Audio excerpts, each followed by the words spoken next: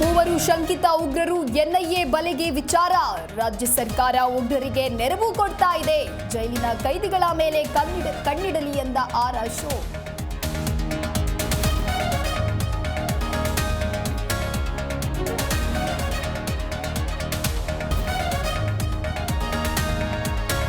ಖಾಸಗಿ ವ್ಯಕ್ತಿಯಿಂದ ರಸ್ತೆ ಡಿವೈಡರ್ ಧ್ವಂಸ. ಎಚ್ಚೆತ್ತ ಲೋಕೋಪಯೋಗಿ ಇಲಾಖೆ ಅಧಿಕಾರಿಗಳು. ಧ್ವಂಸಗೊಂಡಿದ್ದ ಡಿವೈಡರ್ ಮರು ಜೋಡಣೆ ಕಾರ್ಯ.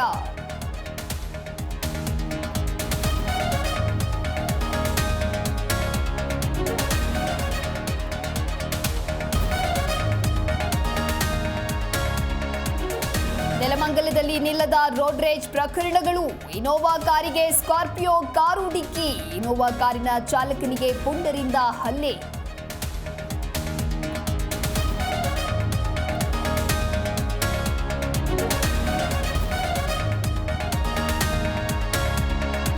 ಕಾರ್ಮಿಕ ಸಂಘಟನೆಗಳಿಂದ ಭಾರತ್ ಬಂದ್ಗೆ ಕರೆ. ಹುಬ್ಬಳ್ಳಿ ಮಂಡ್ಯದಲ್ಲಿ ಬೀದಿಗಿಳಿದ ಸಂಘಟನೆಗಳು. ಕೇಂದ್ರದ ವಿರುದ್ಧ ಧಿಕ್ಕಾರ ಕೂಗಿ ಪ್ರತಿಭಟನೆ.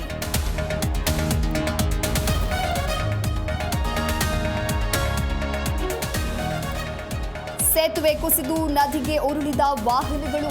9 ಮಂದಿ ಸಾವು, 10 ಮಂದಿಗೆ ಗಂಭೀರ ಗಾಯ. ಗುಜರಾತ್ನ ಮುಜ್ಪುರ ಬಳಿ ದುರ್ಘಟನೆ.